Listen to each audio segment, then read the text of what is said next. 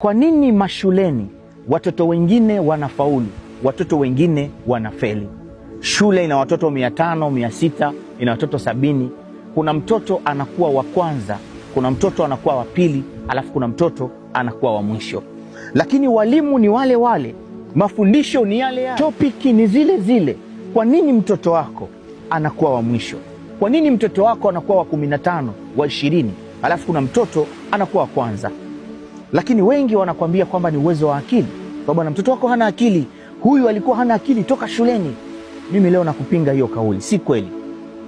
Ili mradi mtoto wako unamvalisha nguo, anavaa nguo, anakwenda shuleni, anaepuka magari barabarani, mpaka anafika shule, anaanza kuandika, anajua huyu ni mwalimu, huyo ana akili.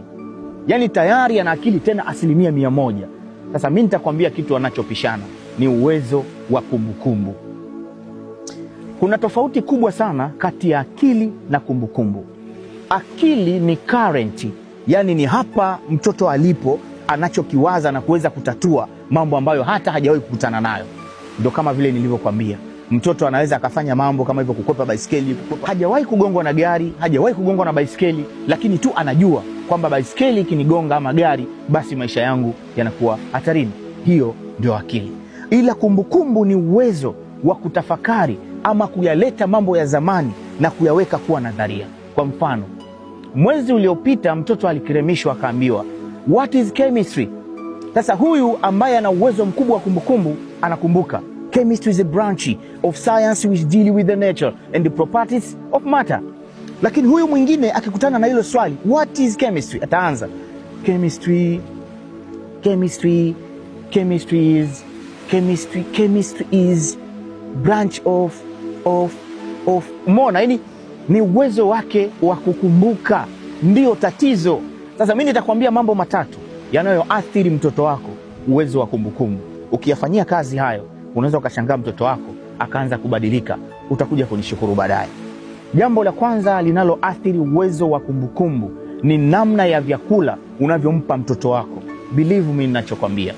Kuna baadhi ya vyakula ambavyo ukimlisha mtoto wako, ama vikiwa ni kipaumbele nyumbani mwako katika kula, vinamsaidia sana mtoto uwezo wake wa kumbukumbu. Anza kutafuta vyakula vinavyoongeza kumbukumbu. Utakuja kunishukuru baadaye. Utakuja kushangaa mtoto taratibu, mpaka utaanza kujilaumu. Ulidhani mtoto amerogwa, lakini kumbe ni aina ya vyakula unavyomlisha mtoto wako. Hilo jambo la kwanza. Hapo kwenye vyakula pana upana sana. Lakini jambo lingine la pili, aina ya malezi unayomlea mtoto wako. Mtoto wako unamleaje? Hilo ni jambo kubwa sana. Hapa nazungumzia psychology disease. Psychology disease ni moja ya tatizo ambalo linaweza kumfanya mtoto wako akafeli na kuharibu kabisa uwezo wake wa kumbukumbu bila wewe kujua. Kivipi? Inawezekana mtoto wako akikosea kidogo unampanikia sana. Siku moja nikasema hakuna kitu kibaya kama umkute mtoto amekaa mahali, ukimuita mtoto anashtuka, tayari ameshaathirika na psychology disease. Mlee mtoto wako katika mazingira mazuri ambayo yanatengeneza urafiki baina yako wewe na yeye. Usigombane na mume wako au na mke wako mbele ya mtoto, anaathirika sana. Lakini mtoto anapokuwa na mahitaji yake, anakuja kukuomba, labda baba, ninahitaji 1, 2, 3.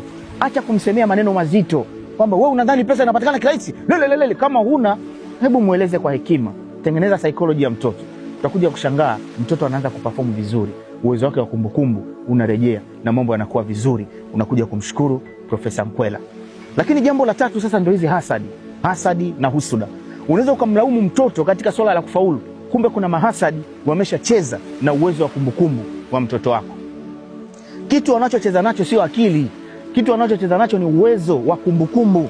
Hiyo ndio kitu inayopigwa vita sana mashuleni.